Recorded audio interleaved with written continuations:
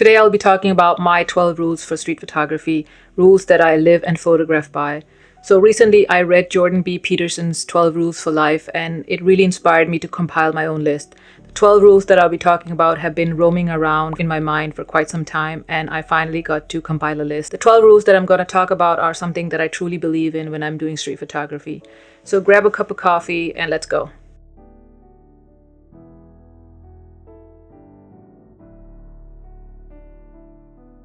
Just start. So the hardest thing for new and aspiring street photographers is to get started. And we are often bound by fear and anxiety and also maybe self-limiting beliefs. And most of us, when we're starting street photography, we believe that we need to have the right gear in order to do street photography. But that cannot be farther from the truth. It's just a matter of getting out there. And if you have a disposable camera or you have an old DSLR or just your smartphone, all of them are good options. So it's just about getting out there and start practicing. Putting it very simply, it's just about getting yourself out there on the street, because that is the hardest part. Use the camera that you already have on you. So most of us, we carry a smartphone, and smartphones these days have great cameras. So why not use the camera that you already have on you to do street photography instead of waiting for the perfect camera or the perfect gear and the perfect budget to buy that expensive gear? Accept a bad photo. Sometimes you just gotta accept a bad photo. There's a saying in the street photography community that your 10,000 first photos are your worst, so you have plenty of time to practice. Especially street photographers that are new or beginners, they have a hard time accepting a bad photo. I did. What street photographer needs to do instead is to practice and practice a lot. And with practice comes experience, and with experience comes the fact that you can make great photographs. Don't compare yourself to others. There's a saying that comparison is the thief of joy. That could not be more true. I did it myself. We all have a tendency to compare ourselves to others, but that is the fastest way to failure, because you set the bar way too high for your current skill level. So what you can do instead is to be inspired by the people that you're looking up to. You don't know, that person that you're comparing yourself to might already put in their time and effort and also gotten over the 10,000 worst photos. So instead of comparing yourself, maybe try to be inspired by them. Build a solid foundation from the start. It's just good practice to build a solid foundation in street photography. And what I mean by building a solid foundation is to understand basic camera theory. And I'm talking about exposure triangles. So you have the ISO, shutter, and aperture. And it's very important that you understand how they work individually, but also in combination. And once you understand how they work in combination, you also understand how to properly expose a photo. So it's very important to build on that foundation. It wasn't until recently that I myself understood basic camera theory. And looking back now, I really understand why I kept getting the same struggles with street photography. So for example, my photos were often blurry or out of focus, and it really frustrated me a lot. So really investing in understanding basic camera theory and building a solid foundation from the start is well worth the time and investment. Seek knowledge over gear. So there is an unhealthy amount of focus on gear in photography and in street photography. And while gear and the advancement of technology is really great for all of us because we get great camera gear out of it, I think especially new and aspiring street photographers focus too much on gear in the beginning. So instead of just focusing on buying the latest, greatest gear and just using it without really properly understand what it can do, so really try to understand what camera gear can do for you and how to use it. So what are the possibilities of that camera? What are the limitations of that lens that you just bought? And practice with that until you fully understand.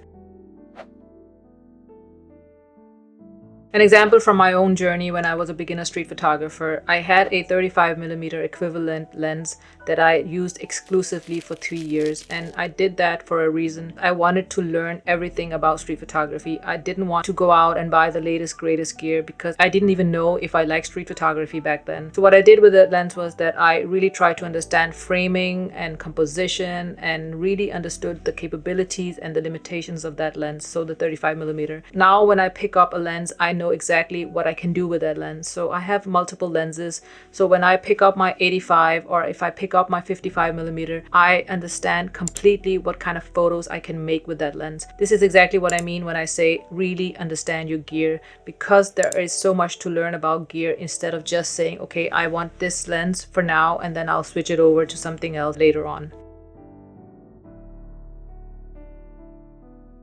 Have a growth mindset. So this topic is super interesting for me, and I actually did a whole video about it. You can find it in the playlist.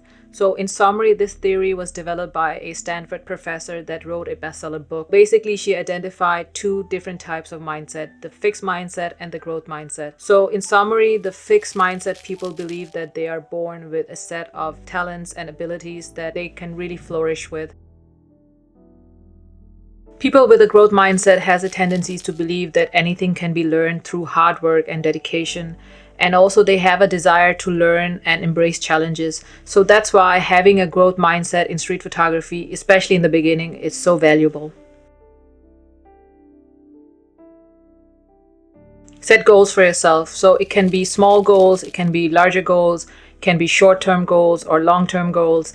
And this is something I've done for a long time. And recently I picked up this pocket notebook, and I tend to write more long-term goals for myself now. So they're maybe like a half a year review, but it's a great way, especially if you're a beginner, to track your progress as a street photographer. Especially in the beginning, it's maybe better to have smaller goals for yourself so you can track your progress. And once you become more experienced, you can also shift towards the larger goals or the long-term goals. So it's a great tool to track your progress over time.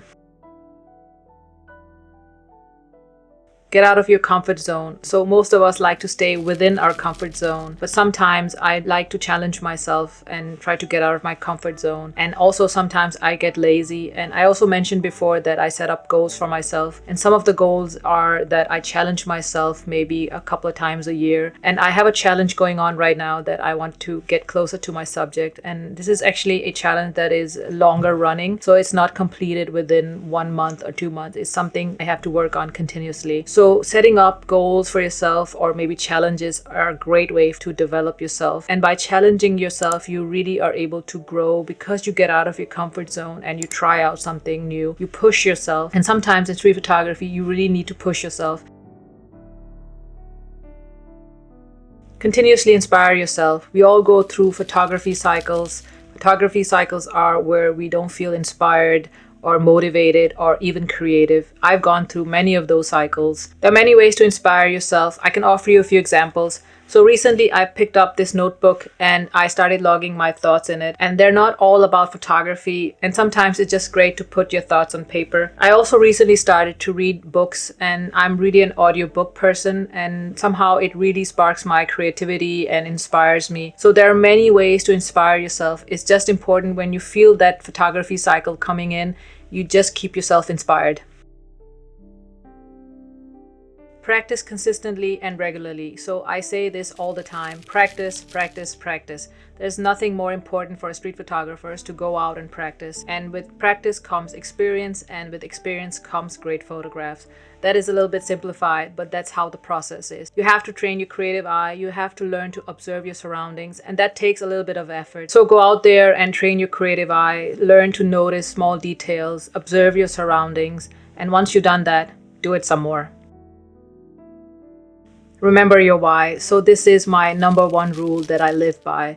And when I'm going through my many street photography cycles, I have to remember why.